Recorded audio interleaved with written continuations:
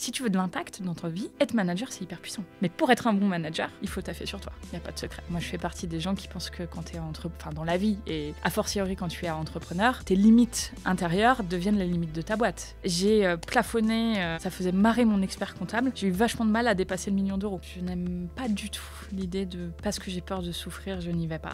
Je trouve que c'est le meilleur moyen de passer à côté de sa vie, tu vois. Il y a une étude qui est sortie qui te dit que le manager a autant d'impact sur la santé mentale d'une personne que le conjoint ou la conjointe. Donc typiquement, ça veut dire que si je suis ton chef, je peux avoir autant d'impact sur ta santé mentale que ta nana. Le manager qui veut plaire à tout le monde finit par ne plus plaire aux meilleurs éléments de sa team. Il y a proportionnellement autant de toxicité chez les managers que chez les collaborateurs. Anaïs, ravi de te recevoir. Bah avec plaisir Mathieu. J'adore ton énergie. Déjà, je commence par ça. Tu vois, on est arrivé ce matin, on s'est croisés juste avant d'arriver au studio. Ouais. Moi, j'étais comme d'habitude en retard. Moi aussi. Tu étais en retard aussi, bah mais oui, t'avais pas le même tendu type. un piège. Ah, c'était quoi mon piège? Bah tu m'as dit qu'on avait rendez-vous à 9h45. Je suis arrivée à 9h55. C'est ma petite technique parce que effectivement, j'ai plein d'invités qui ont une dizaine de minutes de retard. Et du coup, comme ça, j'anticipe leur retard et on est là. Bon, maintenant, tout le monde va savoir que j'utilise cette technique, donc c'est foiré. Mais moi, j'arrête toujours en courant, en retard, à moitié en sueur, parce que j'ai fait du vélo pendant 20 minutes. Et toi, tu as une façon d'être en retard, je pense qu'il y a l'image un peu de comme tu es d'habitude, c'est-à-dire avec des petits croissants à la main, un petit café, les petites lunettes de soleil, à marcher tranquillement dans la rue. Et je trouve que c'est apaisant. Ah, bah écoute. Ça m'a apaisé, moi, en tout cas. Donc j'espère que vous allez vivre un épisode... relaxant, voilà. Presque ASMR, on peut dire. Ouais, je sais pas, on verra. Vous me nous direz à la fin. Alors qu'en plus, dernière parenthèse, mais avant de te présenter, mais c'est que tu as ce côté, je trouve, très, très calme, très placide, et en même temps, tu es une bête de scène. C'est vrai, on peut le dire, non? Je sais que c'est un truc qui t'intrigue, mais ouais, je sais pas. En tout cas, je monte souvent sur des scènes. C'est quoi la plus grosse scène que tu as faite? Palais des Congrès, je sais pas, 2000 personnes, un truc comme ça. Ouais. Tu passais devant 2000 personnes? Et alors, comment tu te sens quand tu vas passer devant 2000 personnes? J'adore. En fait, j'adore parce qu'en plus, je suis quand même toujours un petit peu en improvisation, tu vois. J'ai besoin d'un truc d'improvisation et donc ça me fait me mettre dans une sorte de bulle, mais pendant les 15-20 minutes qui sont avant. Et ça crée une énergie qui monte. Et après, tu arrives sur la scène et tu connectes à l'énergie de la foule. Et je sais pas comment te décrire. C'est une vague, quoi. C'est puissant. Mais c'est plus tu ressens plus de l'excitation que de la peur? Ouais, je crois, ouais. Parce que c'est rare, hein. Je pense que c'est la peur la plus partagée au monde, tu vois, le fait de prendre la parole en public. En tout cas, c'est une des peurs les plus communes, quoi. Bah, la première fois que j'ai fait des scènes, oui, j'avais plus de peur, c'est clair. Et aujourd'hui, c'est comme si c'est même pas non plus de l'excitation, c'est une sorte de symbiose avec une énergie que j'adore. Vraiment, ce que je peux te dire, c'est une forme de boule d'énergie dans laquelle je me mets et après avec laquelle je vais à la rencontre d'un public. Et c'est une sensation indescriptible. Et c'est quoi les thèmes que tu as abordés dont tu te souviens? Tu sais, moi, je suis un peu monomaniaque, hein, donc je parle du travail, du sens au travail, de la révolution managériale. Voilà, typiquement, sur la scène en question à laquelle je pense, c'était il y a quelques années, c'était sur le télétravail. À la grande conférence d'un syndicat avec tous les adhérents, etc. Tu vois, mais... Donc des gens qui étaient plutôt opposés au télétravail ou qui étaient plus pour? Non, qui avaient besoin de se saisir de cette réalité pour négocier dans leurs entreprises respectives des accords, pour trouver le bon curseur, etc. quoi. Donc, mais voilà, je peux avoir des interventions très thématiques avec des commandes sur mesure quelque part. Et sinon, voilà, je viens partager une vision sur l'évolution du travail et la révolution managériale. Tu viens, tu brilles, tu pars. Veni vidi vici. Bon, Anaïs, écoute, je vais te présenter. Ouais. Alors, le thème d'aujourd'hui, ne devenez pas le manager que vous détestiez. Tu as vu trop de talents accepter un poste de manager et devenir exactement ce qu'ils avaient juré de ne jamais être. C'est dur à dire ça. Parce qu'on leur avait jamais expliqué que manager ne voulait pas dire plaire ou tout accepter. Anaïs, tu en parles souvent avec une franchise rare sur LinkedIn. Je cite, « Un manager qui cherche à être aimé ne sera jamais un bon manager. If you want to get love, get a puppy. » Exemple. Ton histoire salariée à toi, c'est 3 jobs en 3 ans, 3 désillusions managériales et un burn-out en 2014. C'est ce qui fait qu'en 2017, tu fondes So Many Ways, une entreprise qui accompagne chaque année plus de 7000 managers et collaborateurs dans des grands groupes comme BPCE, AXA ou SNCF. Et toi et ton équipe d'une 30aine de personnes, entre CDI et freelance, ont déjà formé plus de 200 entreprises. Dans tes postes comme dans ton métier, tu démontes les idées reçues et tu rappelles ce qui compte vraiment, le courage managérial, la clarté décisionnelle et redonner du sens au travail. Alors, avant d'accepter un poste, si vous nous écoutez, ou avant d'évaluer vos propres pratiques, demandez-vous simplement, êtes-vous en train de devenir le manager que vous auriez détesté ? Vaste question. Vaste question. Est-ce que tu penses que tu as été un jour le manager que tu détestais ? En fait, ce que ça m'a évoqué quand tu m'as donné l'angle de ce podcast, c'est j'ai trouvé le sujet passionnant, l'angle passionnant, et je me suis dit, à trop vouloir être l'opposé des managers que j'ai détestés, je suis pas sûre que j'ai été un bon manager, et je suis sûre que ça m'a amené à pas être la meilleure des dirigeantes possibles. T'as un exemple qui te vient en tête ? En fait, moi, j'ai eu des managers qui donnaient assez peu de considération, de reconnaissance, qui faisaient pas forcément très attention à l'humain vs la performance. J'ai pris le chemin inverse. Mais le chemin inverse, il est aussi parfois synonyme de souffrance pour tes équipes, pour toi, et il te permet pas forcément de prendre les meilleures décisions pour ta boîte. Qu'est-ce que tu appelles le chemin inverse exactement ? Moi, dans ma boîte, il y a eu cette période où tout le monde faisait ce qu'il voulait. J'étais tellement attentive à ce qu'on ne mette pas les gens en situation de surengagement, comme moi j'ai pu l'être, qu'on permette l'équilibre vie pro-vie perso, que tu puisses télétravailler, qu'on s'inscrive là-dedans, qu'à un moment, tout le monde faisait ce qu'il voulait. Et qu'on s'est retrouvé dans des situations où c'est tellement cool de bosser chez nous que... Qu'on bossait plus, quoi. Non, j'irai pas jusque-là, c'est pas vrai. J'ai eu plein de gens très, très engagés, mais remettre le curseur à un moment...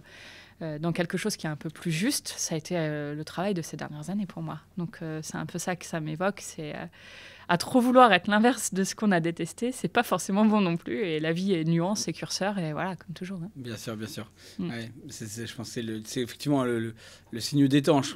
On est passé de l'esclavage au travail, quoi, quasiment, en tout cas de travail où nos parents vivent avec 40 ans, le même job, le même patron, respecté, vous voyez, tenu à distance, peut-être un dîner par an sympathique. Et puis aujourd'hui, on change de job tous les 2 ans dès que notre manager nous a fait une remontrance et on est libre. Voilà. Donc ça a plein d'avantages aussi, hein, parce que du coup, les gens, je pense, sont plus épanouis, mais d'un autre côté, il y a une forme de perte de sens, en fait, en effet, qui est liée à... Moi, j'ai l'impression plutôt sentiment presque d'inutilité, de ne pas trouver sa place, de pas... Ouais, ça peut trouver un sens. Tu es d'accord avec ça ou... Oui, je pense surtout, tu vois qu'on avait avant un rapport de force qui était très en faveur, pour le dire autrement, de la direction, du manager. C'était tu fais ce qu'on te dit et si t'es pas content, t'as qu'à aller voir ailleurs. Et les gens restaient sous couvert de cette menace-là. Et on est passé dans un rapport de force qui s'est inversé, notamment après le Covid, où on avait une tension sur l'emploi, en France notamment. Donc la guerre des talents, et donc on n'arrivait plus à dire non aussi aux collaborateurs pour plein de managers, et ça rejoint ton sujet, de peur de perdre des gens, de peur de ne pas être capable de délivrer parce qu'on n'a plus la bonne équipe. Et ça ne marche pas non plus. Parce qu'au final, soit les gens restent, mais ils ne sont pas vraiment en train de contribuer au collectif, tu vois, à la mission, à l'esprit d'équipe, et ils restent pour les mauvaises raisons. Ton manager, il s'épuise. Tu vois, nous, on voit dans les boîtes aujourd'hui ces injonctions, c'est un grand sujet, mais énorme sur les épaules du manager. Ils ont énormément de mal à tout prendre en compte, tu vois. Donc, voilà, c'est peut-être un peu plus ça que je vois dans les grandes lignes. Je te pose la première question de ce podcast. C'est quand la dernière fois, Anaïs, que tu t'es sentie à poil et sans filet ? C'est assez récent, parce que là, on se parle, on est, je sais pas, début juillet, quoi. Et donc, c'était le 3 juin. Ok. Très exactement à 11h31. Ah, c'est pas une blague ? Non, c'est pas une blague. Je lui ai demandé, elle m'a dit, ça s'est passé le 3 juin à 11h31. Je lui ai dit, bon, c'est une bonne vanne. C'est la vraie truc, ok.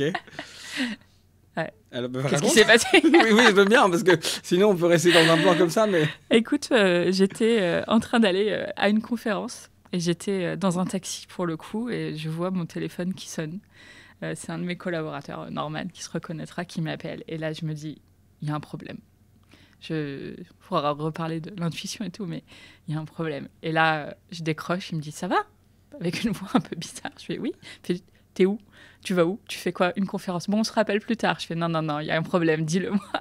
Et là, il m'explique qu'en gros, on a fait une erreur de données qui consiste à avoir projeté une trésorerie trop élevée à hauteur de 15% de mon CA, mais sur une ligne qui n'arrivera jamais, en fait. Okay. Et déjà qu'on joue un peu souvent short, nous, en trésor, bah là, en fait, c'est la merde. Mais genre, c'est l'énorme merde. Et donc, t'es dans ton taxi, tu resets ton truc, tu dis, c'est pas possible. Tout est rouge, tous tes voyants sont rouges. Et voilà. Donc, c'était le 3 juin. Oui, aïe. Ok. Et donc là, tu paniques, j'imagine? Oui et non. Sur le coup, tout de suite, j'ai une conférence assurée. J'accuse un peu réception de l'information, tu vois, mais je fais quand même reset plusieurs fois. Ouais. Et je lui dis, bon, écoute, effectivement, on se rappelle tout à l'heure, quoi. Et je sais plus, je lui donne quelques guidelines sur des trucs à commencer à regarder, et puis voilà. Et parce que ça, je trouve ça assez fascinant, parce que moi, j'ai beaucoup de mal à me remettre. Enfin, je pense que c'est le cas de tout le monde, hein, tu vois, mais en particulier des dirigeants qui, effectivement, passent leur vie à avoir une bonne nouvelle, une mauvaise nouvelle, une bonne nouvelle, une mauvaise nouvelle. Et c'est un vrai talent, vraiment, je trouve, d'arriver à être retourné dans le moment présent, avec la bonne énergie, quand tu viens d'avoir une super mauvaise nouvelle, quoi. D'ailleurs, j'ai eu Vincent Giraudot sur le podcast, j'espère qu'il sera sorti avant le tien, qui fait la comparaison entre le cirque, parce qu'il était circassien pendant très longtemps, et ça, il dit, voilà, nous, avant de passer sur scène, comme il y a des risques énormes, parce que lui, il faisait de l'équilibriste, donc sur des fils à plusieurs mètres de hauteur, et d'ailleurs, c'est comme ça qu'il a eu un grave accident, ou alors sur le cheval, à sauter, à faire du jonglage sur des chevals qui courent. En fait, je sais plus combien de temps avant, mais c'est au moins 2 ou 3 heures avant, ils coupent tous les téléphones. Tous. Parce que, déjà, et c'est ce qu'il me dit, et j'adore cette formule, il dit, en fait, quand une catastrophe arrive et que tu es à cet endroit-là, tu ne pourras rien faire. Ouais. Quelle que soit la personne concernée. Et donc, en fait, ça sert à rien à part te créer, toi, du stress, ça va juste rien faire, quoi. Et en plus, le risque, c'est que si tu apprends quelque chose qui est grave et que tu dois quand même assurer le spectacle, mais alors là, si t'es pas là dans ta tête et que tu es sur un fil, c'est mort, quoi. C'est fini. Donc, ils coupent tous les téléphones. Et il dit, du coup, moi, dans mon entreprise, je fais quand même assez souvent ça. Avant les réunions, avant les moments importants, les trucs, on coupe les téléphones pour être vraiment présent. C'est ça le but, j'aime bien comme pratique. Ouais. Je gagnerais à m'en inspirer, je pense, quand même. Ouais. Donc, toi, comment t'as fait pour assurer la conférence? Je sais pas, tu vois, revenir dans une forme d'intériorité, de dire inspirer, expirer. Moi, je suis toujours dans les moments difficiles, je dis toujours à mon équipe, il n'y a pas mort d'homme, en fait. On va réfléchir, et puis on va trouver des solutions, quoi, comme d'hab. Donc voilà, on verra tout à l'heure. Et je me rappelle ce mantra, il n'y a pas mort d'homme, tu vas y arriver. Une forme de foi, quelque part, tu vois, dans le fait qu'on va trouver des solutions. Alors du coup, comment t'as trouvé? Parce que là, du coup, on est le 6 juillet. J'imagine que la trésorerie n'est pas réapparue par miracle. Enfin, comment tu gères ce sujet? Je vais pas te dire que tout est solutionné, mais on a pris des décisions très, très radicales dans les quelques jours qui ont suivi, notamment sur certains coûts externes. Voilà, des partenaires avec qui on travaillait en freelance. J'ai coupé des coûts, des robinets très, très vite, quoi. Et puis, on a lancé les chevaux pour accélérer le business, le recouvrement de factures, vraiment être dans une puissance et une énergie maximale sur le business. Par chance, après un début d'année tellement lent, puis avril-mai, cata entre les vacances, les ponts, juin repart très bien, juillet aussi, donc ça met aussi du baume au cœur. Et puis, on a étudié toutes les possibilités, quoi, de réduction de coûts, et notamment négocier nos dettes bancaires. Enfin, nous, c'était un levier qu'on avait et qu'on a activé. Et voilà, j'ai la chance d'avoir des bonnes relations avec mes banques. Donc, voilà, on a mis tout ça en place, mais ça veut dire plein de décisions très rapides à prendre et tout remodéliser. Et voilà. En gros, ce que tu as expliqué à tes banquiers, de toute façon, si je fais faillite, vous aurez pas votre remboursement. Donc, c'est l'impression que toutes les boîtes font ça, quoi. Et donc, de toute façon, vous êtes. Je vous demande, s'il vous plaît, de reculer le remboursement. Les amis, 2 secondes. Il y a des clubs d'entrepreneurs qui se lancent tous les jours ou presque sur LinkedIn. Mais ceux qui durent depuis plus de 10 ans, ce sont ceux qui sont incarnés. C'est le cas du Kite & Connect, incarné par mon ami Laurent Witt, qui est un entrepreneur passionné par le kite et la foil, qui réunit tous les entrepreneurs présents dans son club, le Kite & Connect, mais aussi un entrepreneur un peu fou, parce qu'il est capable de créer des événements incroyables, comme le B2B Kite Summit, qui se déroule fin septembre à Darla, au Maroc, avec plus de 300 participants dirigeants et dirigeantes, qui vont faire du kite et faire du business en même temps. Il a inventé notamment la Sunrise Party. Imaginez-vous, à 5h du matin, grimper une montagne, tout en haut, vous allez faire la teuf avec un DJ set, vue sur la mer, attendre le lever du soleil jusqu'à 7h, faire une prière tous ensemble pour ensuite démarrer sa journée. Donc allez-y. Et surtout, le club d'entrepreneurs Kite & Connect, c'est plus de 500 membres actifs, 50 événements par an. Donc si vous avez besoin de soutien entre pairs et à faire du business, il y a plus de 250 millions d'euros générés entre les membres. Donc foncez, allez voir Laurent Witt et le Kite & Connect.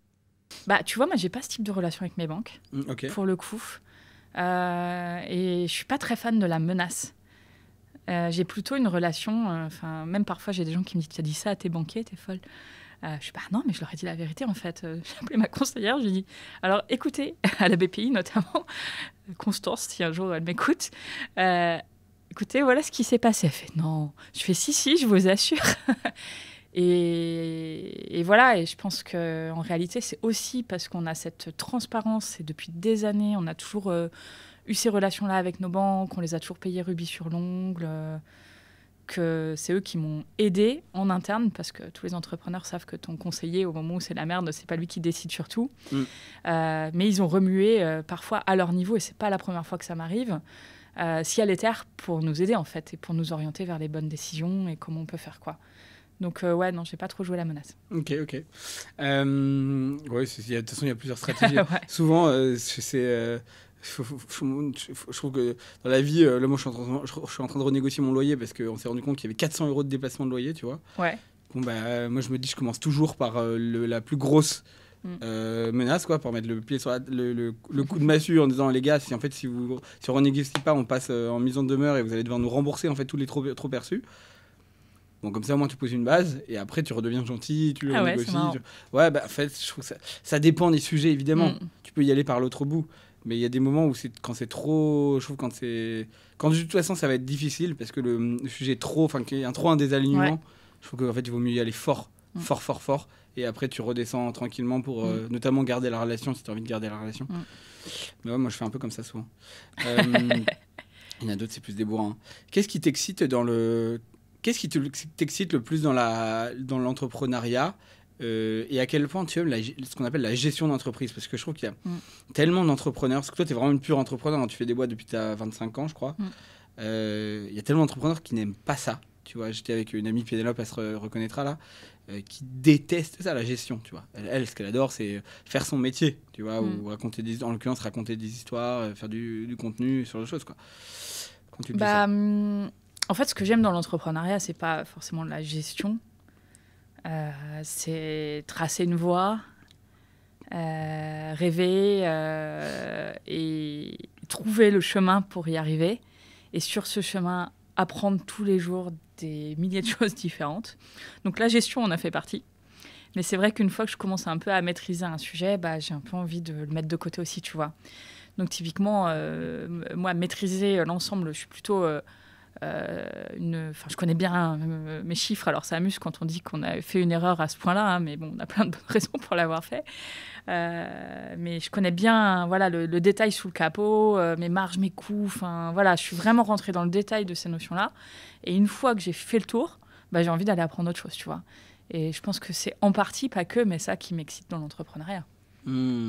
Ok, mais en tout cas, tu aimes bien cette partie suivre les chiffres, piloter la boîte, piloter les RH. J'aime bien piloter mes indicateurs. J'aime bien comprendre pourquoi ça marche pas, réfléchir des plans d'action en fonction d'indicateurs, etc. Je déteste, tu parles de gestion, tout ce qui me vient en tête, c'est la compta, et alors le pire, le juridique, ça je déteste. Après, la réalité, c'est que si tu mets pas un peu les mains dans le cambouis de ces sujets-là, à un moment, en tant qu'entrepreneur, après, tu te fais balader, quoi. Donc, Ouais, donc c'est-à-dire que ta stratégie, c'est de juste éviter l'effet chaman, quoi. L'effet chaman. L'effet chaman, c'est ça, c'est quand tu connais. Par exemple, moi, là, je me suis lancé dans le podcast, je connais rien à la partie technique. Bon, je me suis forcé à monter 1 ou 2 ou 3 épisodes, à regarder comment ça se passait, à bien me rendre compte que c'est pas du tout mon énergie ni mon kiff. Exactement. Mais au moins, je peux challenger les mecs sur combien de temps ça dure vraiment, et c'est quoi les bonnes pratiques, etc. Mais moi, le faire, je suis pas du tout assez bon, ni c'est pas du tout mon envie, quoi. Complètement, tu vois, mon équipe se marrait parce que pour donc piloter des devs, j'ai pas de compétences dev. Aujourd'hui, on a une équipe de dev. J'ai toujours un truc où je comprends les grandes lignes du sujet parce qu'en 2017, j'ai fait mon site internet, tu vois, alors sur WordPress, mais pour que ça fonctionne bien, j'avais besoin un peu de coder. Donc, je comprends les grandes lignes de la logique de comment ça fonctionne, tu vois. Ouais. Et ça fait que je peux quand même avoir des discussions avec eux, amener des points de logique et pas être complètement à la ramasse, tu vois. Et sans devenir un expert des sujets, parce que moi je dis souvent le CEO c'est le moins bon en fait sur l'ensemble des sujets. Enfin, moi j'estime aujourd'hui que dans mon équipe sur tous les sujets, à part peut-être les conférences, j'ai des gens bien meilleurs que moi et heureusement. Mais je suis capable de parler un minimum de pourcentage de leur langage pour driver quoi. Et tu es libre. À la base tu es ingénieur? Pas Non. Du tout, rien à voir. Non, rien à voir. Moi j'ai fait un parcours, j'ai fait une école de commerce post-bac à Lille. L'IESEG L'IESEG, ouais. Et en fait, j'ai choisi cette école un peu par hasard, parce que moi, je viens pas du tout d'un milieu où les gens faisaient des grandes écoles. Donc, c'est une rencontre, quoi. Et je l'ai choisi parce que déjà, j'étais pas scolaire, je voulais pas rester dans des univers trop scolaires. Et on m'a dit, c'est bien là-bas, il y a des cours de théâtre en première année, et puis tu peux partir 2 ans et demi, 3 ans à l'étranger. Donc, je suis allée là-bas et j'ai fait une grosse partie de mon cursus à l'étranger. J'ai fait des cours de photo, de philo, plein de cours de sciences sociales à l'intérieur d'un diplôme d'école de commerce, tu vois. Voilà. Je comprends très bien. J'ai fait un master de philo pendant mon école de commerce pour rester un semblant intelligent. À travers cette quête d'alcool et de fête que devient cette... Et c'est une question que j'aime bien poser à mes invités, mais c'est quoi le lien que tu fais entre ton enfance ou ton adolescence et ton envie d'entreprendre ? Je sais pas, parce que j'ai des parents qui ont été salariés toute leur vie. Ma mère, sur une deuxième partie, est devenue prof. Mais mes grands-parents sont des indépendants. Ils étaient agriculteurs, ils étaient boulangers, pâtissiers. Donc je pense qu'il y a quand même un petit peu cet ADN-là. Mon père, même s'il a été salarié, il a fait un peu casse sa tête dans des univers. Voilà. Il faisait quoi ? Il a fait toute sa carrière dans la formation professionnelle. Ok. Donc, j'allais y venir. En fait, tu as le fond et la forme. Donc, sur l'entrepreneuriat, il y a quand même un peu ce terreau-là. C'est-à-dire que j'ai aucun modèle entrepreneurial pur autour de moi, mais j'ai la liberté et l'indépendance, je pense, dans les valeurs et les racines familiales.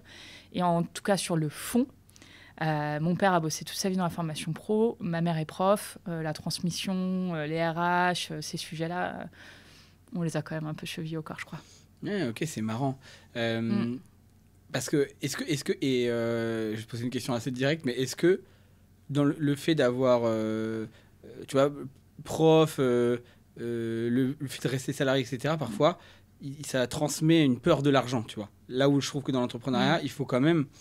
Je sais pas s'il faut adorer l'argent, parce que je pense que d'ailleurs une des dérives aujourd'hui de l'entrepreneuriat, c'est Dubaï, on est là pour tous cramer notre thune, kiffer sa vie, et ça n'a aucun sens, que c'est de l'individualisme à outrance, je trouve.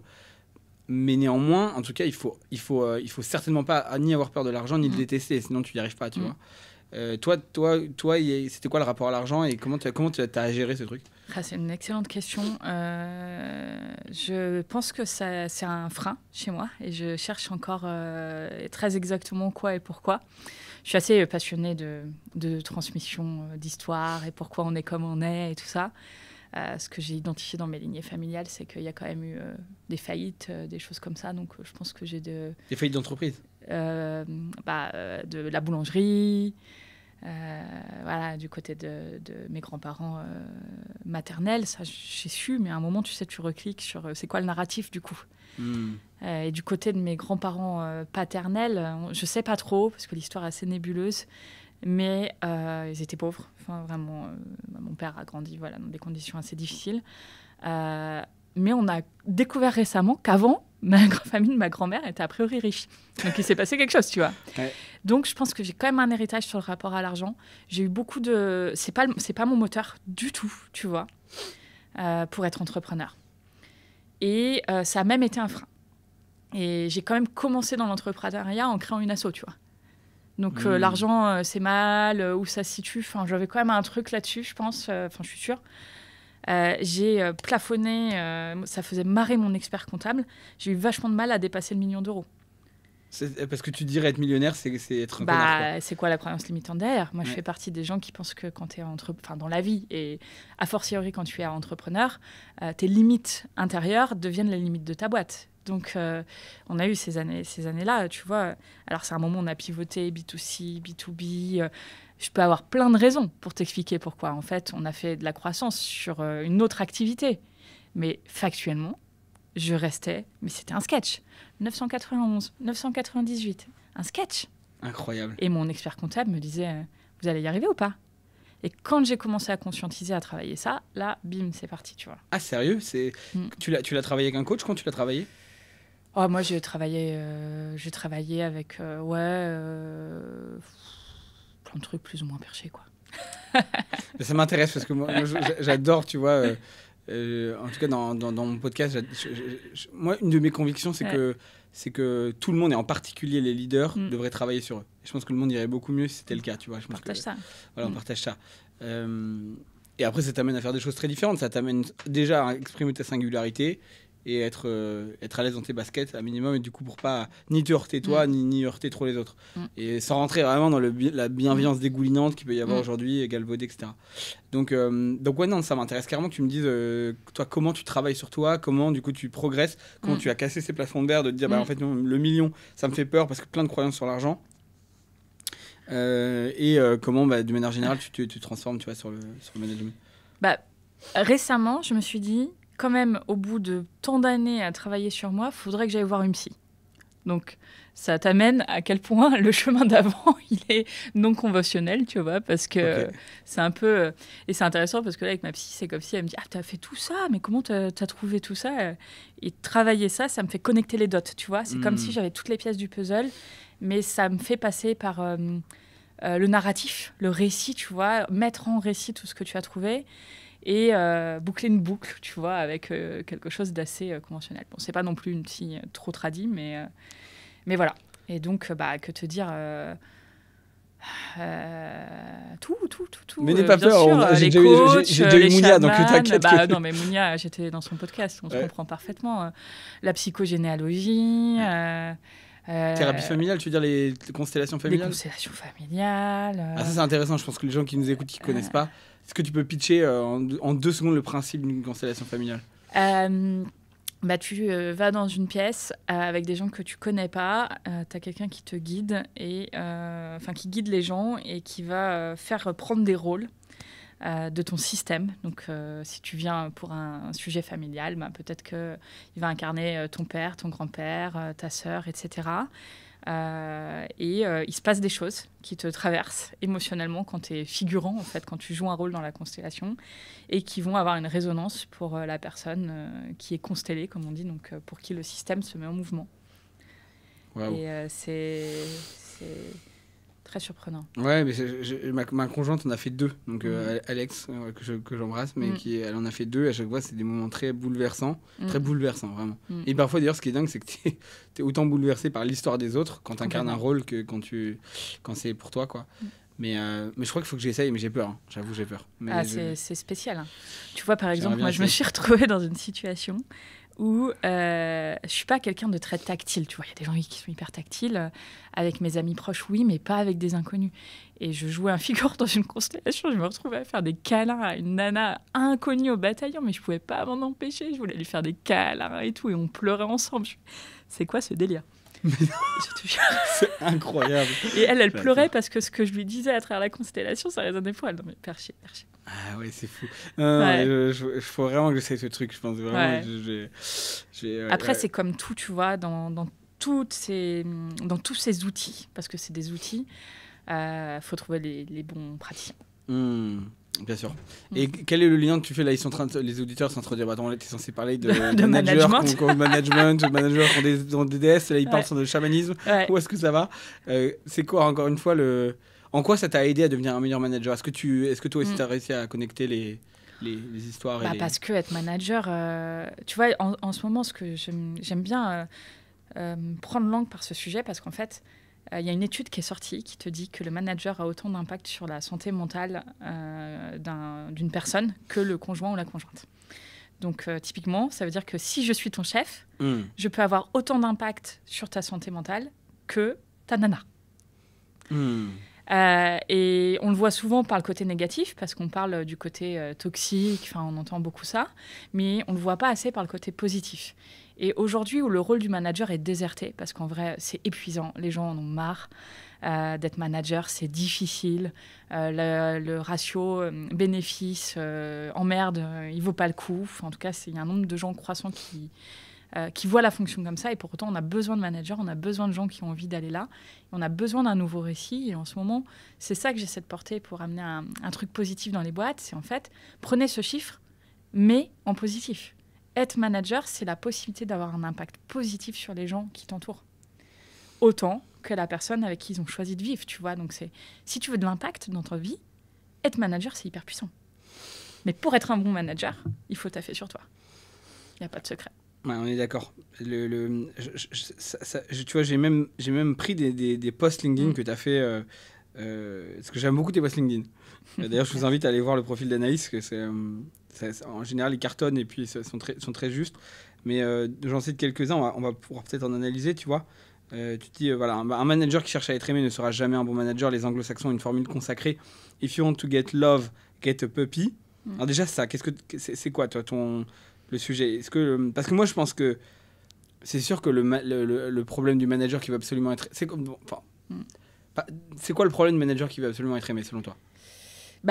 C'est que il va manquer de lucidité, il va manquer de justesse, il va essayer de faire plaisir à tout le monde, et en essayant de faire plaisir à tout le monde, finalement, tu fais pas plaisir à ton système. Tu vois, globalement, ça marche pas. Il va potentiellement, du coup, manquer de performance. Tu vois, et c'est pas un gros mot, de victoire collective. Et les gens ont aussi besoin de victoire collective dans une équipe, pas juste qu'on te dise... ah bah oui, un tel, il peut faire plus de télétravail parce que ça lui plaît. Un tel, il a besoin de ça, je lui donne. Et au final, et moi, je suis tombée dans cet écueil aussi en tant que manager, tu finis par avoir les meilleurs éléments de ta team qui supportent plus ça. Parce qu'ils se disent, on donne, mais du coup, ça crée des distorsions de qualité de travail, d'engagement, de sentiments collectifs, et ça marche pas. Donc voilà comment illustrer simplement le sujet. Le manager qui veut plaire à tout le monde finit par ne plus plaire aux meilleurs éléments de sa team. En fait, c'est ça. Le problème là-dedans, c'est que ça fait fuir les meilleurs. Ouais. Parce que tu as une espèce en fait, c'est tout ce mythe de l'égalitarisme en fait, qui se traduit là-dedans. C'est de traiter tout le monde un peu pareil. On reste focalisé sur les moins bons en les chouchoutant, quoi. Mais en fait, du coup, ça détruit l'excellence. Or, une boîte, je pense que moi, j'assume le fait que je trouve que l'école et c'est une énorme connerie que d'arrêter de récompenser l'excellence. On devrait le faire, ça tire toute la société vers le haut, je pense. Mais c'est pas, l'entreprise qui a un objet capitaliste quand même, c'est clair et net qu'il faut que tu encourages les meilleurs, quoi. Mais ouais. Moi, je suis un peu plus nuancée que toi sur ce sujet. Tu vois, je trouve que oui, l'école, on doit soulever les points, encourager le fait de se dépasser. En fait, moi, je préfère le dire comme ça. On doit élever les gens. Et comment on élève les gens et pourquoi on élève les gens? Ce serait ça la question pour moi. Comment on les élève, autant voire plus en soulevant les points forts et ce qu'ils savent bien faire et en les poussant là-dedans, qu'en disant t'es pas assez bon là, tu vois. Moi, j'ai été assez... j'étais bonne élève, donc c'était facile pour moi, mais quand même assez traumatisée de ça. Et je crois plus tu peux pas apprendre à un poisson à grimper à un arbre, tu vois. Et qu'il y a plein de formes d'excellence, mais il faut mettre les gens à la place où ils vont être bons. Et une fois qu'on s'est dit ça, l'entreprise, il y a plein d'entreprises. Tu dis c'est un objet capitaliste. Bah, si tu veux, si ça te plaît pas, il y a aussi des associations. Il y a plein d'agents économiques, tu vois. Mais selon l'ambition de ton entreprise, selon la taille de ton entreprise, selon le moment de ton entreprise, bah, tout n'a pas sa place chez toi, tu vois. Et tout ne peut pas fonctionner. Et si tu n'arrives pas à aider les gens à se rendre compte de ça, parce que le déni, il est souvent fort. Hein, enfin, comme je te disais, nous... les gens étaient tellement confortables chez nous que même si tu es un poisson qui essaie de monter un arbre, en presque 10 ans d'entrepreneuriat, parce qu'avant j'avais une asso, comme je te disais, j'ai eu très peu de gens, de salariés lucides, qui ont dit en fait Anaïs, là la boîte elle a besoin de ça et je ne suis plus la bonne personne. Personne ne dit, aucun salarié ne va faire ça. Si, j'ai des exemples. Ah ouais, chez toi ou dans des boîtes? Ouais, chez toi. Je pense d'ailleurs, je la salue si elle est là, à Sarah, je la cite en exemple toujours. Bien sûr, elle a fait ça et c'est un exemple pour moi. Elle est partie. On a accompagné son départ. Mais tu vois, elle commençait à sentir que la direction dans laquelle on allait, ses talents, on a ce moment où en fait tout le monde est mal, tu vois, parce que être en position d'échec ou de non-succès, c'est difficile pour les gens. Toi, en tant que manager, tu essaies d'accompagner, mais au bout d'un moment aussi, tu n'y arrives plus. Et t'as pas, enfin voilà, une fois que tu as sorti ta boîte à outils managérielle, il faut constater aussi que ça ne marche pas. Et du coup, assez vite, c'est elle qui a amené le sujet. Et c'est pas pour rien qu'aujourd'hui, elle a beaucoup de succès dans la voie qu'elle a choisie derrière. C'est que c'est une énorme qualité. Et tu vois, les gens, on parle de courage managériel, mais il y a aussi de courage collaborateur qui saute à un moment, tu vois, en se disant OK, faut que je bouge. Et je bouge. J'y vais, quoi. Après, ils font des grandes choses. Et tu crois que le problème aujourd'hui, dans les entreprises que tu accompagnes, c'est plus le manque de courage managérial dans le sens, le manager qui a besoin d'être aimé, qui n'a pas envie en fait, d'aller se confronter à ses propres peurs et donc du coup va faire de la faiblesse, va faire ce qu'on appelle de la protection limitante. Moi, j'adore cette phrase, quand je te protège, je te limite. C'est ça que ça veut dire. Ça veut dire... en fait, si tu, en pensant que tu es gentil, parce que j'ai plein de jeunes managers qui disent c'est bon, je suis gentil, les gens m'aiment bien, mais on s'en fout. Parce qu'en fait, à la fin, si les objectifs viennent à s'écrouler et que c'est parce que tu n'as juste pas recadré la personne ou accompagné ou dit les choses qui n'allaient pas, tu vas mettre tous les autres sur le carreau. Donc. Ouais, il y a ton manager ou ton boss ou d'un moment qui va tomber là-dedans et qui va dire en fait là, il se passe quoi, tu vois, donc là, il faut le virer. Et là, d'un coup, tu vas devoir dire à quelqu'un qu'il est viré. Et tu crois que la personne, elle va t'aimer parce que tu as été sympa pendant 9 mois? Non, elle va se souvenir que tu l'as viré, quoi. Donc toi, tu penses que c'est plus le problème, c'est plus ça? Ou est-ce que c'est plus la toxicité, la violence ou équivalent, tu dirais quoi?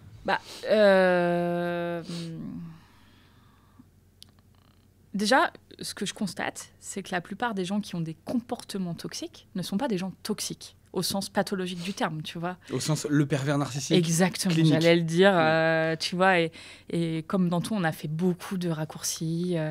Attends, je vais lire quand même ton post là-dessus parce que ça va illustrer ton propos parce que je l'adore. Je sais même plus ce que j'avais dit. Tu dis 5 choses qui ne relèvent pas du harcèlement moral. Ouais. Mais qu'on confond souvent avec un feedback d'amélioration lorsqu'il est étayé et constructif, un refus de télétravail justifié par les besoins de l'équipe ou de l'activité, une décision de réorganisation même si elle bouscule les habitudes, une charge de travail ponctuellement plus intense si elle reste exceptionnelle et expliquée, un désaccord professionnel exprimé avec respect. Bah oui. Bah, ça va dans ce sens, tu vois. Déjà, si je réponds du coup à ta question, je pense qu'il y a un pourcentage, je ne suis pas psy, mais il y a un pourcentage de gens avec des dysfonctionnements avérés qui ont des comportements, enfin pas des comportements, mais en tout cas des pathologies, on va le dire comme ça, qui amènent de la toxicité. C'est une réalité, mais ce n'est pas la norme. Tu vois, la plupart des managers qu'on qualifie de toxiques ne sont pas des mauvaises personnes, tu vois. Et tu vas aller boire un coup avec eux si c'est tes potes, et tu ne vas pas te dire que c'est des mauvaises personnes. En revanche, ils peuvent manquer de clés, d'outils. Et quand tu vois que on est les super mauvais élèves en France en termes de management. Il y a un rapport de l'IGAS qui est sorti récemment qui nous compare aux Européens, qui dit qu'on est globalement nuls en management en France. Et qui nous compare notamment à l'Allemagne, à l'Italie, tu vois, même à des pays latins. On ne donne pas assez d'autonomie, de confiance comparé aux autres pays, et on ne forme pas les managers. On a vraiment ce truc où on pense que c'est inné, tu vois. Tu dois juste, t'arrives et tu dois savoir manager, tu vois.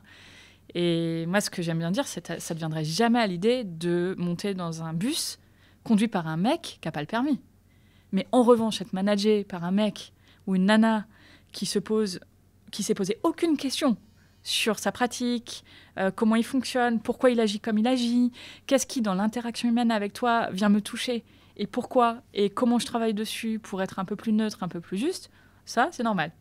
Donc, c'est un peu systémique, j'ai envie de te dire, et ça va générer potentiellement des comportements délétères, tu vois, des choses qui peuvent faire du mal à des gens, mais qui ne sont pas l'œuvre de pervers narcissiques ou de tout ça, tu vois. Donc, en travaillant, on peut résoudre et améliorer ça. Et après, comme tu demandais les collaborateurs, en fait, il y a proportionnellement autant de toxicité chez les managers que chez les collaborateurs. Et c'est important de se le dire aussi, tu vois. Et c'est aussi pour ça que les managers, parfois, trouvent le job trop difficile. Je veux dire, la menace, la pression, elle peut être mise dans les deux sens. C'est une réalité, il faut en être conscient. Toi, tu as des exemples dans des boîtes, des exemples concrets comme ça de collaborateurs. C'est quoi un comportement de collaborateur qui est justement qui est violent, qui est inacceptable en fait en entreprise? C'est par exemple la menace aussi. Tu vois, écoute, ça, il y en a eu plein, tous les DRH, les managers, quoi. Oui, j'ai signé pour ça comme job. J'ai signé pour X jours de télétravail, telle mission, tel sujet. Je sais, hein, mais maintenant, j'ai plus envie de ça. Donc moi, j'ai déménagé et c'est hors de question que je revienne autant. Maintenant, j'ai plus envie de faire ça, ça me convient plus. J'ai pas envie, par exemple, de me déplacer aux quatre coins de la France. Donc, trouve-moi une solution. Ah, t'as pas de solution. Bon, je suis plus très motivée. Et ça se traduit par plein de typiques, plein de petites choses, des comportements pour monter l'équipe contre le manager, des trucs pour emmerder, tu vois. Je vais toujours venir te demander un truc au manager. Enfin, tu vois, ça, je l'ai vécu plein de fois. Et puis, ça peut aller jusqu'à... on a une conversation constructive, on acte comme des adultes. Écoute, on est bien d'accord, les faits, voici le cadre qui était le nôtre. Tu as signé pour. J'entends qu'aujourd'hui, tu as besoin d'un autre cadre. Il n'y a pas de jugement sur ça. Juste, c'est pas existant ici. Donc, qu'est-ce qu'on fait ? Et le collaborateur qui va juste ne pas prendre son courage à deux mains et ne pas dire tu as raison, donc je vais me mettre en mouvement pour trouver un cadre qui me correspond davantage. Non, ça peut se traduire par je reste au boulot, mais je me désengage. Et je continue pose des arrêts maladie les uns après les autres. Je pose des arrêts maladie. Je raconte partout que tu es un horrible manager. Ouais, bien sûr. Et tu vois, moi, dans les boîtes, on trouve quand même très souvent des managers qui sont en souffrance absolue vis-à-vis de ça. Et moi, je l'ai vécu en tant que manager. Donc, je sais aussi ce qu'ils vivent et de quoi ils parlent. Parce que si tu es quelqu'un qui se remet en question et qui cherche ce que tu as loupé, ça peut aussi être un cercle infini. Bien sûr. Donc, j'ai trouvé ça très très dur de manager. J'ai trouvé que c'était une immense chance de manager jeune. J'ai jusqu'à une dizaine de sales et j'avais 26-27 ans, tu vois. J'ai trouvé ça immensément responsabilisant, grandissant, etc. Mais tellement dur parce que moi, j'avais pas encore bossé sur moi à cette époque-là. Franchement, en vrai, c'était horrible. C'est comme ça que j'ai commencé à voir un psy. C'est à cause de ça. J'ai eu exactement un collaborateur comme ça. En plus, je gérais une équipe internationale, donc au Portugal, et donc on n'avait pas la même langue, donc c'était encore plus difficile de capter les signaux faibles et les petites nuances, etc. Et moi, je suis vachement dans le ressenti, dans la relation et tout, et donc là, j'arrivais pas du tout. Et lui, il était vraiment typiquement dans le manager toxique. Si tu me donnes une indication, c'est que tu es toxique. Et je vais raconter partout que je vais raconter partout à tous les collaborateurs à quel point tu es un mauvais manager. À quel point et en l'occurrence, je pense que j'étais pas un bon manager à ce moment-là. Mais j'étais certainement pas ce qu'il décrivait de moi, et il m'aidait certainement pas à m'améliorer, quoi. Et j'avais pas été très soutenu à cette période-là, j'avais trouvé, tu vois, et ça m'avait... Franchement, ça m'avait vraiment... C'est destructeur. C'était destructeur, quoi. C'est hyper difficile. Quand tu essaies réellement, et moi, c'est souvent ce que je ramène, la plupart des gens essaient de faire de leur mieux dans la vie, en fait. Il faut quand même se dire ça. Et donc, parmi les managers, la plupart essaient de faire leur mieux avec les clés que sont les leurs. Et donc, quand tu es un manager qui essaie de faire bien et que tu te retrouves dans cette situation où on te renvoie, t'es toxique, on déstabilise ton équipe, tu te dis qu'est-ce que j'ai loupé. Et en plus, dans les grosses boîtes, tu vois, tu peux aussi avoir du mal à avoir le soutien de tes RH. Ça, combien de fois je l'entends, parce que virer des gens dans des grands comptes, c'est parfois extrêmement compliqué. Pas étonnant que les managers, après, ils n'aient pas envie de garder le rôle, tu vois. C'est clair. C'est pour ça que c'est super important, je trouve, d'avoir les bons repères. Tu vois, sur à quel moment tu es dans le juste, à quel moment tu es en train d'être trop violent, tu n'es pas dans ton rôle d'accompagnement. En fait, il faut garder c'est quoi si tu devais donner une ligne rouge, je crois que tu l'as un peu dit tout à l'heure, mais c'est quoi la ligne rouge pour te dire là, je suis dans mon bon rôle de manager? Quoi l'intention, quoi? Bah ouais, déjà, nous dans la pédagogie So Many Ways, on part toujours de l'intention, tu vois. Par exemple, quand on forme au feedback, tu as plein d'outils, la méthode DES, la méthode machin, etc. La CNV. Ouais, nous, ce qu'on dit, c'est OK, mais on s'en fout. En fait, quelque part, le seul truc qui compte, c'est qu'avant d'aller faire ton feedback, tu réfléchisses avec quelle intention tu y vas. Parce qu'en fait, tout découle de ça. Et c'est ce qu'on ressent en tant qu'être humain. Alors, bien sûr, je pousse le curseur un peu trop loin. Il faut savoir qu'il faut commencer par les faits, etc., etc. Mais l'intention, elle est essentielle. Et c'est quoi l'intention ? C'est je veux trouver la meilleure issue en tant que manager pour le collectif que je défends. Tout en respectant la personne que j'ai en face de moi et en considérant que si ça le fait pas aujourd'hui, c'est pas une mauvaise personne, c'est pas qu'elle fait ça pour m'emmerder, c'est pas qu'elle fait ça parce qu'elle est incompétente dans l'absolu, c'est juste qu'elle est pas à sa place. Et donc, comment je préserve avant tout le collectif tout en respectant cette personne. C'est dur, hein? C'est super dur. Une fois qu'on s'est dit ça, il n'y a rien de plus dur, quoi. C'est tout dans l'exécution. Ouais. Parce que l'intention, c'est vrai que c'est dur. Parce que des fois, on a envie de faire mal, quoi. Je pense qu'il y a plein de dirigeants comme ça, ils ont envie de se venger presque aussi, tu vois. Ils se disent... des fois, il y en a pas mal, je pense, qui se disent... Ça, c'est une erreur classique, je trouve, de plein de dirigeants. Moi, ça m'a rendu fou. Des gens qui te disent... en gros, qui pensent que les salariés devraient être aussi engagés qu'eux. Mais mec, c'est pas ta boîte. Surtout si tu bosses dans une start-up. Qui va gagner des millions à la fin? Si ça marche, hein, évidemment, mais c'est qui? C'est pas le salarié, tu vois. Donc, il va pas lui demander de bosser jusqu'à 23h le soir pour tes beaux yeux, quoi, tu vois. C'est pas ça ton rôle. Son rôle, c'est de remplir une mission, d'accompagner le développement de l'entreprise et en fonction de son niveau de responsabilité, de prendre plein d'initiatives, etc. Bien sûr, mais c'est certainement pas d'avoir le même niveau d'engagement, notamment horaire que toi, quoi. C'est logique. Bah, tu vois, c'est intéressant parce que tu dis devenir le pire manager, c'était ton truc, tu vois. Moi, j'ai tellement répété ça à mes équipes. C'est pas parce que moi je bosse beaucoup, parce que je suis entrepreneur, que vous devez bosser autant que moi, nanana, qu'à un moment, ça a déplacé ma culture vers à aucun moment on a le droit, on peut faire l'extra mile. Tu vois, ça date d'il y a quelques années, mais j'avais déplacé ma culture vers la norme était devenue, bah oui, un problème pour demain, mais c'est plus l'heure. Et ça a été un problème. Parce que, en fait, on n'était plus dans le donnant-donnant. Tu vois ce que je veux dire? Où tu travailles dans un cadre... nous, on est dans le conseil... de convention Syntec, mais on a mis tout le monde, pour ceux qui connaissent, au forfait jour avec un accord collectif pour que les gens aient une flexibilité horaire. On a toujours dit... on a une des règles de télétravail très flex. On a toujours dit, tu as besoin d'aller chez le médecin au milieu de la journée... tu vas chez le médecin au milieu de la journée, juste tu bloques le créneau dans l'agenda pour pas qu'on te colle un rendez-vous. C'est de la transparence. Tu préfères rentrer de week-end lundi matin, pas de souci, si tu peux bosser dans le train et que tu bosses bien dans le train. Enfin, tu vois, confiance aveugle et absolue. Et donc, ce que tu peux attendre dans le donnant dans l'autre sens, c'est là, il y a l'appel d'offres pour demain à rendre. Qui peut m'aider à finir? Personne. Je pousse un peu, mais tu finis par arriver là-dedans. J'ai jamais eu personne parce que j'ai un noyau dur autour de moi, évidemment, qui est pas, et heureusement qui a jamais été comme ça, etc. Mais du coup, ça finissait par, c'est ce que je te disais tout à l'heure, ce noyau dur finissait par être lassé parce que tout tirait trop vers on prend mais on donne pas assez, tu vois. Et à la base, j'aimais pas trop ces trucs donnant. Parce que je trouve qu'on l'entend souvent dans des paradigmes qui sont obsolètes, tu vois. Mais pour autant, dans le paradigme d'aujourd'hui, il doit aussi exister, tu vois. Et il y a quelque chose à réinventer là-dessus, tu vois. De toute façon, c'est sûr qu'il y a plein de choses à changer pour revenir sur des pratiques en France qui sont un peu plus à l'échelle de l'Europe, quoi, au global. On va parler d'un autre sujet que tu as cité dans un post que j'aime bien, qui commence par « Elle brillait », donc là, une salariée, quoi.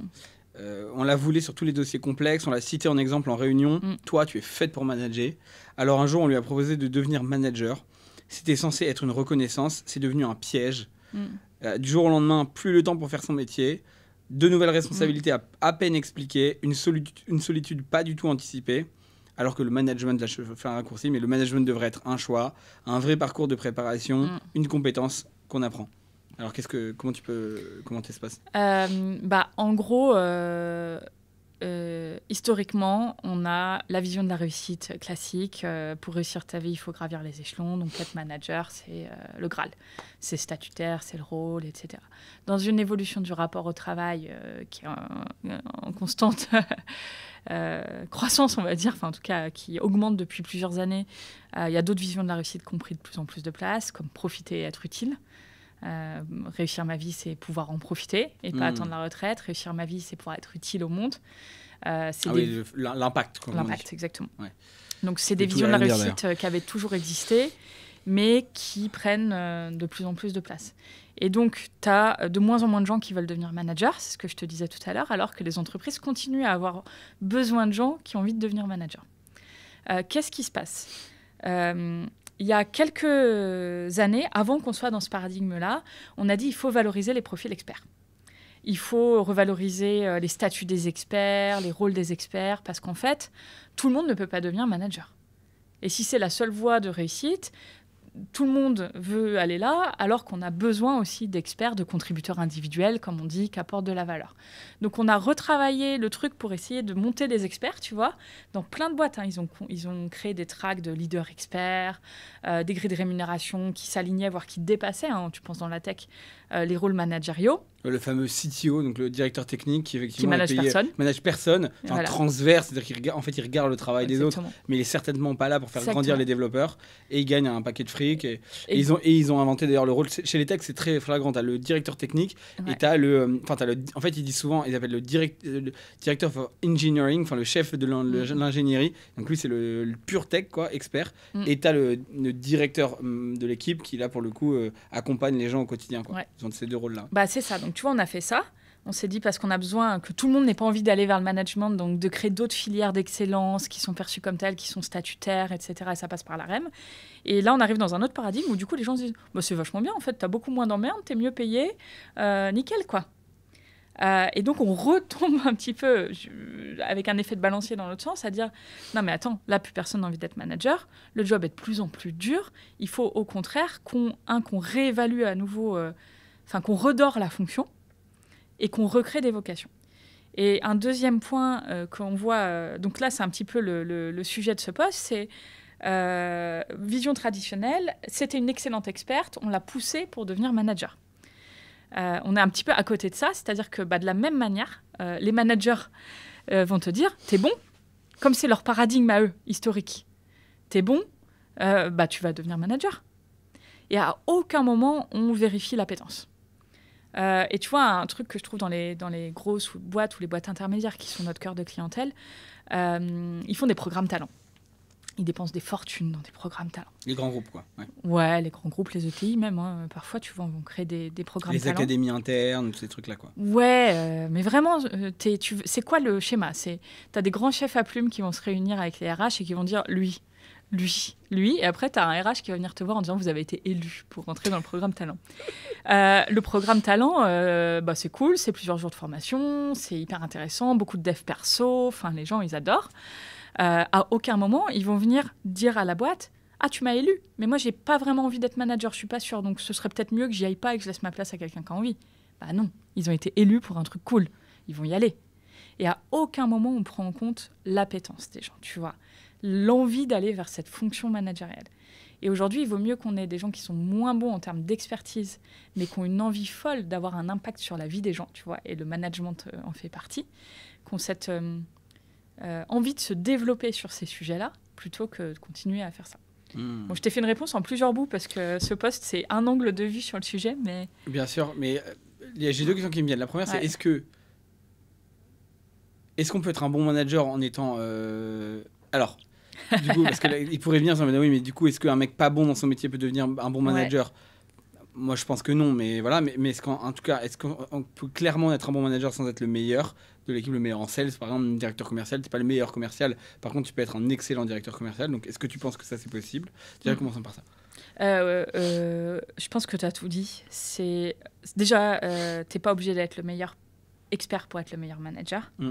En revanche, est-ce que tu peux avoir 0 expertise pour manager une équipe ? Ça dépend des métiers. Je vais quand même te dire ça, tu vois. Ça dépend des métiers. C'est plus ou moins vrai selon les métiers. Il y a aussi plein de managers qui sont propulsés à la tête d'équipes techniques qui n'ont rien à voir avec le schmilblick. Bon, ok, ils sont gentils, tu vois, ils arrivent à faire à peu près leur taf, mais enfin, je sais pas, il y a un manque, quoi. Ouais, ça dépend vraiment des métiers, je te dirais, mais je pense qu'il faut comprendre un minimum de la réalité métier des gens que tu accompagnes. Donc, plus le métier est complexe, plus si tu as 0 connaissance, tu pourras pas les acquérir comme ça et tu vas pas être légitime. En revanche, sur des métiers que tu peux appréhender un peu plus facilement, bah, si tu viens, que tu t'astreins à faire du terrain, que tu t'astreins à écouter les gens, que tu regardes, que tu comprends leur réalité, bah, tu peux y arriver en fait. Tu vois, donc tu as quand même un sujet de complexité de métier. C'est pas pareil dans la tech ou chez les experts comptables qui ont une technicité, ou les actuaires dans l'assurance qui ont une technicité hyper forte, que si tu es dans l'hôtellerie-restauration ou dans la grande distribution, par exemple, où tu vas pouvoir un peu mieux, en faisant du terrain, appréhender un métier. Bien sûr. Mais en fait, je crois qu'on a tout dit, c'est qu'effectivement, une bonne façon de résoudre le truc, c'est d'avoir les deux, quoi. Avoir un track expert qui peut aussi accompagner les autres, mais sur un plan purement technique. Exactement. Et un track manager, où là, tu as juste besoin parfois de comprendre, de t'intéresser. En fait, c'est ça le métier de manager, c'est t'intéresser pour faire grandir. Et où là, tu n'as certainement pas besoin d'être le meilleur du tout, ni même que ce soit ton métier, mais par contre, tu vas aider les gens juste à être au bon endroit, être bien positionné. Voilà, en fait, c'est ça le truc. Et tu deviens un binôme intelligent avec ton expert, ton lead. Tu vois, dans les startups, on peut dire ton lead tech ou ton lead sales. Voilà, c'est qui va être le meilleur expert peut-être métier, mais c'est pas le manager, tu vois. Et donc, qui va jouer un rôle clé dans l'onboarding des nouveaux sales, par exemple, pour les former, les faire monter en puissance. Il va écouter les calls, il va les coacher. Enfin, il va avoir ce rôle métier, mais un peu moins managériel. C'est quoi la pire erreur de management que toi, tu as faite ?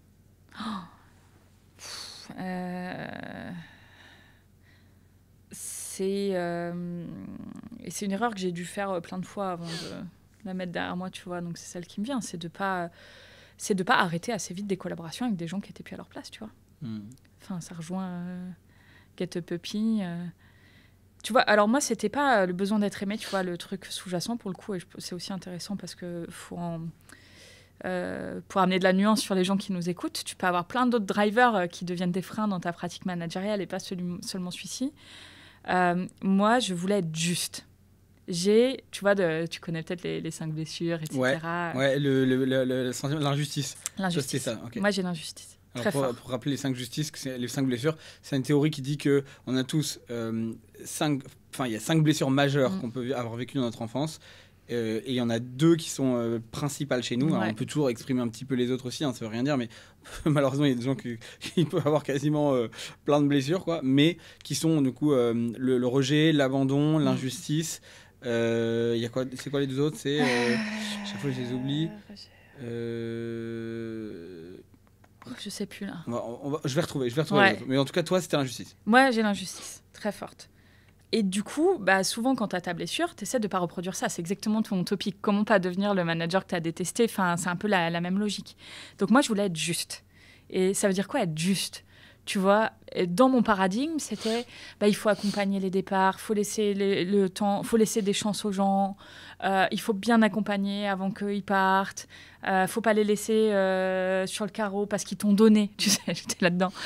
Mais dans ce curseur-là, j'ai oublié que moi aussi je leur ai donné en fait, que la boîte aussi leur a donné. Déjà, ils ont eu un salaire, ils ont eu un cadre de travail, ils ont eu plein de choses.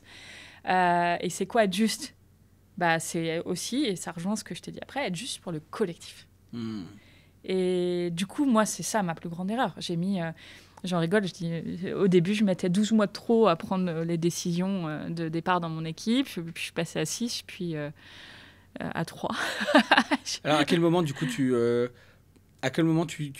vas pas trop vite, tu vois, parce qu'il y a aussi des managers pour le coup violents qui vont pas laisser du tout de chance. Au bout de 3 semaines, ciao bambino. Ouais. Ah ben non, quand il y a un doute, il y a pas de doute. Tu vois, donc c'est quoi le bon curseur ? C'est quoi la bonne durée pour virer quelqu'un ? Je pense que c'est comme d'hab, il n'y a pas de réponse, il n'y a pas de bonne réponse, tu vois, parce que c'est quoi la bonne durée quand tu es dans une situation de méga crise ? Tu vois, je t'ai dit, le 3 juin, J'apprends ça à 11h31 le 5 juin. Alors, c'est pas des salariés que j'ai virés. Mais j'ai quand même arrêté des robinets de freelance avec qui on travaille depuis des années, tu vois, du jour au lendemain. C'est quoi la bonne temporalité pour prendre cette décision ? Ça dépend de dans quel contexte tu es, tu vois. Si j'avais attendu 2 mois pour prendre cette décision-là, j'aurais potentiellement mis sur le tapis toute ma boîte et donc tous mes collaborateurs. En revanche, quand ta boîte, elle va bien, quand tu as de la trésor, et quand c'est toi qui as fait des erreurs de recrutement, quand tu constates que tu n'as pas assez bien accompagné cette personne, etc., un peu d'humanité quand même, tu vois. Tu n'es pas obligé de broyer les gens par principe de vitesse. Ce sera un peu ma position, tu vois. La vitesse n'est pas un principe. En revanche, parfois, elle est absolument nécessaire. Et si tu loupes le coche, tu vas planter ta boîte. Et donc le collectif. Tu vois, je reviens toujours à ça. Ouais, c'est ça. Donc c'est encore une fois être lucide pour savoir... pour savoir que la bonne vitesse, elle dépend effectivement du contexte. C'est ça qu'il faut se dire. Il n'y a pas de règle magique. Et puis après, il faut aussi être conscient que moi, je suis toujours extrêmement surpris tu peux dire à des gens, faire du feedback à des gens en disant là, ça va pas, on a besoin de ça, t'y es pas. Parfois, même c'est documenté dans des one-one, des choses comme ça. Puis quand tu leur dis, là, il faut qu'on arrête. Et ils vont te dire, c'est arrivé du jour au lendemain. Et ça, c'est une réalité aussi, tu vois. C'est-à-dire que... Des gens qui n'ont pas perçu les messages, tu veux dire ? Exactement. Malgré tes efforts ? Bien sûr. Ça, c'est pour ça que c'est extrêmement difficile. Dans le binôme collaborateur-manager, tu peux avoir un manager qui transmet correctement. Je veux dire, si on analysait factuellement une situation, tu vois, avec toute la donnée, on pourrait se dire, toi et moi, là, factuellement, c'est écrit, ça a été dit, on a tout assisté à tout, c'est dit. Mais le collab, il n'entend pas. Ça, tu connais ce mécanisme, ça s'appelle le déni. Je veux dire, on fait tous du déni un jour dans nos vies. Donc, quand t'as pas envie de voir, tu vois pas. Hein. Donc, même si ton manager, il fait super bien le taf, voilà. Et après, le deuxième point, côté managérial, c'est tu peux avoir le sentiment d'avoir bien fait, puis en fait, t'as pas fait assez bien. C'est que peut-être que c'est écrit... Tu penses avoir dit, mais tu l'as pas dit. Ça arrive aussi. Complètement. Puis, entre ce que tu as écrit, mais la manière dont tu as repassé la pommade, tu vois, c'est les fameux shit sandwich en feedback. Une tranche de merde, une tranche gentille, une tranche de merde, tu vois, c'est vraiment pourri ce que tu as fait. Mais tu le fais à l'inverse, tu vois. Oh, non, mais d'ailleurs, c'est ça, le shit sandwich. Ça me fait trop plaisir de te voir. Comment s'est passé ton week-end ? Bon, ça va pas. Donc ça, par contre, c'est ça vraiment nul. Ça va vraiment pas. Mais bon, sur le reste, t'inquiète. Exactement. Et en fait, si tu as fait ça, bien sûr que le message, il est pas clair non plus, tu vois. Et en fait, quand on est dans les situations, on manque toujours de lucidité. Et j'ai presque envie de dire, parfois, dans la relation managériale, sortir d'une situation difficile quand il faut arrêter, c'est juste de dire « j'ai fait de mon mieux, t'as fait de ton mieux, on est d'accord ?» C'était pas parfait, mais on a fait de notre mieux. En revanche, est-ce qu'aujourd'hui, une fois qu'on s'est dit ça, on est d'accord pour se dire que en fait, le chemin, il a plus de sens ensemble ? Moi, c'est vrai qu'il y a une période d'essai que je me souviens que j'ai arrêté, que je sais que je l'ai bien faite, enfin, je sens que je l'ai bien faite, ça s'est bien passé. La personne a très bien pris, elle a très bien compris, elle était super responsable. Et moi, j'estime m'avoir fait mon boulot. C'est quand même quand je me suis dit, en fait, à chaque fois que je la voyais qu'on faisait un truc qui n'allait pas, je lui disais systématiquement, clairement, direct. Et en même temps, je rajoutais de l'espoir, quoi. C'est-à-dire je lui montrais que je croyais en elle. Voilà, moi, ce que j'attends, c'est vraiment ça, être très clair sur les attentes. J'attends ça, je pense que tu es capable, tu peux y arriver, machin. Mais aujourd'hui, tu n'y es pas, et si tu n'y arriveras pas, ça ne marchera pas. Voilà. Et le dire de temps en temps, pas trop souvent non plus, parce qu'après, ça les angoisse. Ça, c'est toujours, encore une fois, un curseur. Mais du coup, le jour où on arrive à la fin de la période d'essai, je lui dis, écoute, là, comme on s'est dit sur plein de trucs, je t'ai fait plein de feedback où je t'ai dit que ça n'allait pas. Je pense que c'est mieux d'arrêter pour tout le monde. J'avais évidemment quand même peur de lui dire, parce que c'est jamais... même larguer quelqu'un, personne n'aime ça, quoi, ou alors il faut être un psychopathe. Mais elle était je comprends, c'est vrai, je pense que je suis pas à ma place et je pense que c'est mieux qu'on arrête, quoi. Ton parallèle avec le couple, il est parfait, tu vois. C'est combien de fois ça va plus avec la personne avec qui tu vis et tu as envie d'arrêter, mais tu espères qu'une chose, c'est que ce soit lui qui le fasse. Tu vois. C'est clair. Comme ça, je lui fais pas trop mal parce qu'en vrai, moi, je vais bien. Je suis assez ferme sur ma décision. Du coup, autant que je préserve son petit ego et que ce soit lui qui le fasse, ce serait cool, tu vois. Et tu t'en déperches. C'est clair. Ça marche jamais. Le couple, je pense que c'est encore différent parce que je sais pas, je trouve que le principe du couple est assez proche du management dans le sens où je pense que dans une époque où on a la liberté d'aller voir plein de gens, de changer de partenaire, voilà, donc je pense qu'il y a globalement une chance, quoi. Il y a quand même un truc dans le couple qui est le fait de pouvoir grandir et de pouvoir être soutenu dans les difficultés de la vie et dans l'individualisme dans lequel on est entouré, tu vois. Et du coup, ça suppose, je trouve, quand même d'être plus... c'est pas exactement les mêmes règles, je saurais pas comment le dire, mais tu vois ce que je veux dire, c'est pas... Tu t'acceptes des choses que tu n'accepterais évidemment pas dans le management. En même temps, faut pas accepter non plus n'importe quoi, parce que c'est pareil, il faut se respecter. Enfin voilà, mais il y a des douleurs nécessaires, entre guillemets, que tu n'accepterais jamais dans une situation managériale, je trouve, et que tu vas accepter dans le couple parce que tu parles de sentiments par définition. Alors que est-ce que du coup, d'ailleurs, ça me fait penser cette question, est-ce que toi, par exemple, en tant que manager, tu te protèges, tu conseilles aux managers qui t'accompagnent de se protéger sur le plan de la relation avec leurs collaborateurs, l'amitié notamment, ou est-ce que au contraire, en fait, aller all-in, de toute façon, c'est pas parce qu'on a peur de souffrir qu'il faut pas s'engager, quoi. Moi, je n'aime pas du tout l'idée de parce que j'ai peur de souffrir, je n'y vais pas. Je trouve que c'est le meilleur moyen de passer à côté de sa vie, tu vois. C'est une peur bien commune, hein, tu vois, mais donc déjà de base, ça, non. J'ai, avec nombre de mes collaborateurs, des relations d'amitié, tu vois. Enfin, mais c'est aussi une forme d'amitié professionnelle. Tu vois, et j'aime bien avoir ces deux choses-là ensemble. C'est-à-dire que ça marche que parce qu'on est aussi capable de se dire les choses dans le pro. Tu vois, et de toute façon, mes meilleurs éléments dans ma team, c'est ceux qui n'ont aucun mal à me faire du feedback, tu vois, et à me dire, bah là, sur ça... et ça ne nuit pas à la relation. Au contraire, tu vois, on n'a pas peur de se dire les choses quand il y a besoin. Et c'est ça que j'aime bien dans la notion d'amitié professionnelle, tu vois, c'est... En fait, tu passes tellement de temps au taf que je trouve que de te dire que tu vas te faire aucune relation amicale au taf, c'est triste. Ouais. C'est tellement triste. Ouais, c'est clair. J'entendais Sébastien Bazin sur Génération du Turcef, le PDG d'Accor, je sais pas si tu as écouté cette interview, où il dit mais aucun de mes collaborateurs les plus proches ne rentrera dans ma vie, jamais ils le savent, c'est comme ça et tout. Et j'étais là, wow, et tout, moi je suis là pour remplir ma mission, le reste c'est ma famille, mes amis. Ça s'entend, hein, il y a pas mal de gens qui fonctionnent comme ça, hein, mais pareil, je suis d'accord avec toi, je trouve ça quand même... C'est triste. Triste, ouais. Mais du coup, c'est comment tu choisis bien les gens à qui tu donnes ton amitié professionnelle, parce que tu vas reconnaître la capacité à se dire les choses, à avoir une relation équilibrée, en fait, tu vois, et à faire la part des choses. Et si ton truc, il n'est pas équilibré, après, ça crée quelque chose qui ne fonctionne pas, tu vois. Et voilà. Et je crois beaucoup plus, pardon, pour terminer, au fait de créer des amitiés avec des gens que tu as rencontrés dans le travail, que d'amener tes amis dans ton travail. Ouais, parce que tu vis des choses fortes. Bah, oui, mais c'est aussi que tu peux vivre des choses fortes avec tes amis, tu vois ce que je veux dire, mais ton socle initial de relation, il est d'abord amical. Et tu essaies de rajouter, et je l'ai fait, hein, moi j'ai travaillé longtemps avec une amie, et tu essaies de rajouter un socle professionnel dessus, sur une base qui est avant tout amicale. Donc émotionnelle. De base, c'est émotionnel, et tu as rajouté un truc professionnel. Et je trouve ça plus facile d'avoir une base professionnelle, saine, sur laquelle, du coup, tu vas rajouter une base émotionnelle, amicale, tu vois. Tu vois, dans l'ordre des choses. Ouais, je comprends. C'est intéressant de le voir comme ça. En tout cas, moi, ce que je me dis, c'est l'intérêt de l'amitié hors professionnelle, c'est le côté désintéressé.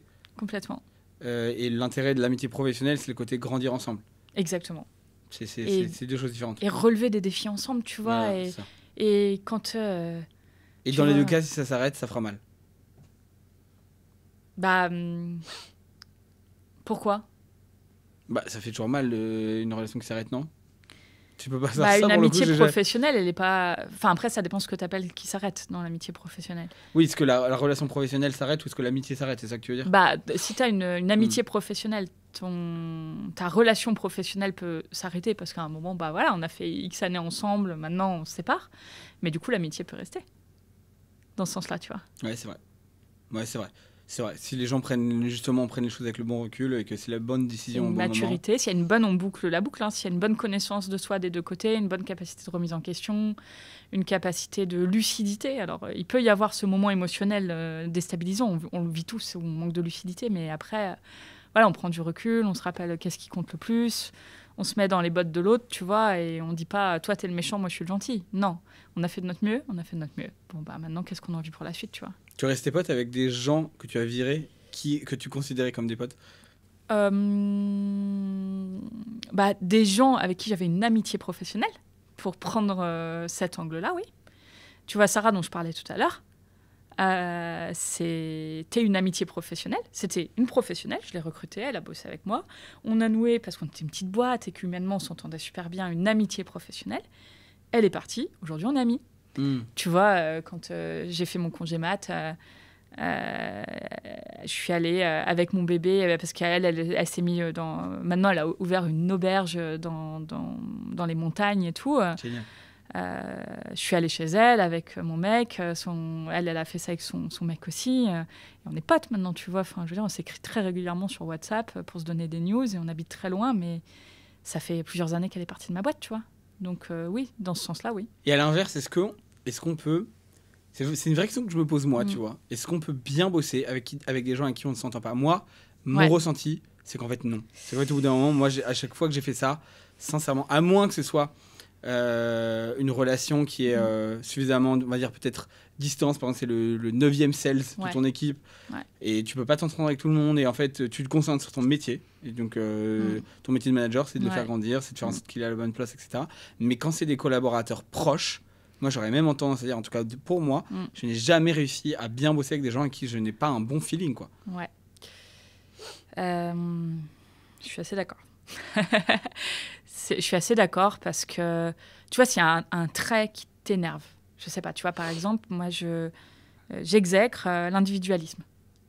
Vraiment, l'égoïsme, tu vois, c'est vraiment un truc, quelqu'un qui pense systématiquement qu'à son petit pré, comment avancer pour lui, etc. Carré, ouais. C'est vraiment un des défauts que j'ai le plus de mal à supporter, tu vois. Quand c'est dans ta team et que tout tourne autour de ça, ça finit par prendre trop de place. T'arrives même plus à aller voir potentiellement les qualités d'expertise, par exemple, professionnelle, parce que ça finit par prendre trop de place. Et si, tu vois, je te prends par exemple sur l'individualisme, mais on a chacun nos trucs, tu vois, je sais pas, moi je pense à des gens qui exècrent les gens qui sont pas capables de se remettre en question. Voilà, en fait, si t'as quelqu'un, ça prend trop de place. Quand c'est ton allergie, ça finit par prendre trop de place. C'est sûr, moi je l'ai vécu récemment, donc je vois très bien. Et réciproquement, mais oui, c'est qu'en fait, au bout d'un moment, ça prend trop de place, exactement. Ça prend trop de place. Ça te bouffe, en fait, la relation te bouffe, et donc tu ne peux plus te concentrer sur l'objet de l'entreprise qui doit être la performance, le succès de l'entreprise. Exactement. Et c'est raté, quoi. Pour conclure cet épisode, Anaïs, si on doit répondre maintenant, parce que je t'ai posé la question au début, mais je te la repose à la fin. Comment ne pas devenir le manager que vous détestiez, que tu détestais? C'est quoi alors? Si tu devais résumer cette conversation. Si je devais résumer cette conversation, je dirais, on vient de terminer sur l'allergie, c'est intéressant. Il y a un petit outil de coaching, je ne sais pas si tu le connais, qui s'appelle le cadran d'Hoffman. Cadran d'Hoffman, alors je suis trop content d'apprendre ce truc. C'est hyper intéressant et je pense que ça va avec tout ce qu'on vient de se dire là. Ça dit globalement, on a les défauts de nos qualités et on est allergique à l'excès de notre défaut. Attends, je vais essayer de te faire le cadran. En fait, vous le trouverez facilement sur Internet. C'est de dire, par exemple, j'ai une qualité qui est l'humilité. L'excès de ma qualité, ça va être l'effacement. L'inverse de l'effacement, c'est les gens qui vont prendre trop de place. Je ne sais pas comment on le dirait. Ça devient mon allergie et mon piège. Et ensuite, quand tu pousses à l'extrême ça devient ton challenge. Donc, en fait, c'est pas facile à expliquer comme ça, là, en live, mais regardez-le, il est passionnant. Et si je m'extrais de ça nous amène une question de balancier. C'est-à-dire que, en fait, si tu détestes ça, c'est que c'est ton allergie, c'est que c'est à l'opposé de ce que tu penses qui est bien, et la réponse, elle est au milieu. En gros, tu vois. À la fin, c'est ça. À la fin, ça fait à peu près ça. Mais c'est plus complexe, c'est un peu plus fin que ce que je viens de te dire. Mais donc, si je résume, en gros, tu me dis, moi, par exemple, imaginons que je suis quelqu'un de humble, ce qui n'est pas vrai. Mais donc, je suis humble. Ma tendance un peu délétère, comme tu vois, peut-être la timidité, à la réserve, quoi. Voilà, c'est effectivement d'être d'être trop timide, d'être trop effacé, comme tu as dit. Ça, je sais que c'est un problème chez moi. Et du coup, les gens qui vont m'énerver, c'est les gens qui prennent trop de place. Ouais. Parce que moi, du coup, j'ai l'impression de ne pas prendre la mienne, peut-être. En fait, faut trouver des termes. En fait, ce qui est difficile dans cet exercice, c'est que c'est des nuances de terminologie. Tu vois, et donc là, on essaie de le faire en direct. Donc en fait, justement, ce que tu vas exécrer, tu vas pas mettre les gens qui prennent trop de place.